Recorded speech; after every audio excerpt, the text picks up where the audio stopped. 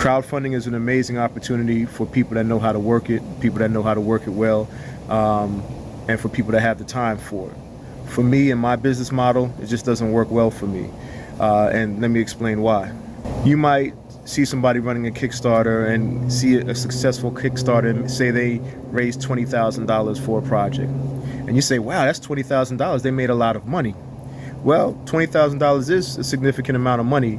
But the question is that money profit or is it just gross? Right? So you have the difference between net and gross. And for a lot of people, even when they raise $20,000, they're still in the negative. Now, how does this happen?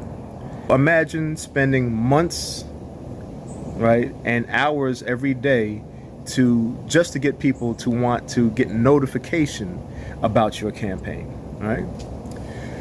Then once you launch the campaign, now your hope is that a significant percentage of those people that requested the notification actually contribute funds to your campaign.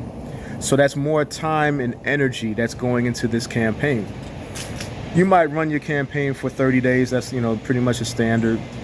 And during those 30 days, you're spending another however many hours a day getting, reaching out on social media, calling people, doing interviews and all this kind of stuff to publicize your campaign.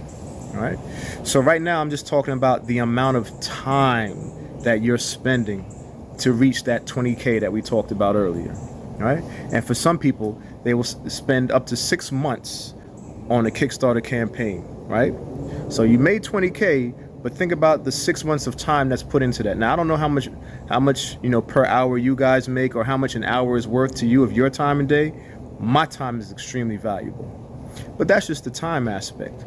Not to mention that many people, when they run a Kickstarter campaign, they're also running ads.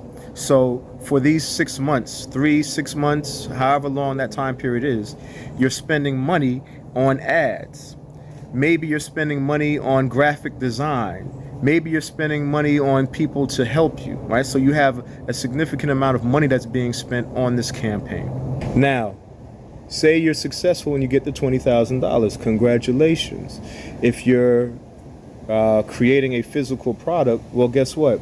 That money is now going into printing costs or replication, manufacturing costs of your book or your game or whatever you're creating physically. If you have physical products or you're giving posters, whatever your gifts and rewards are, if they're physical, there's an expenditure on, getting them produced.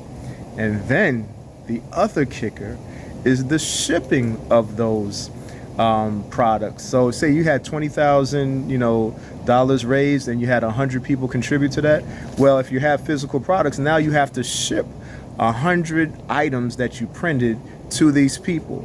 And say maybe you were smart and you charge shipping on top of everything else, so the shipping is included in that. Well, still there's the time and energy required to pack everything up and then ship it, right? So that's more time and energy and effort. In fact, I have met people who raised $20,000 or beyond on a Kickstarter or crowdfunding campaign and were actually in the hole. The juice, for me, isn't worth the squeeze. So the ending of my Kickstarter campaign was good for me. My business model is very different, and maybe in another video I'll talk about that. But I just wanted to give you guys a little insight into crowdfunding, particularly through Kickstarter, and why that may or may not be a good option for what you're attempting to do. I'll say this much. There's plenty of other options out there. Watch your brother work. Peace.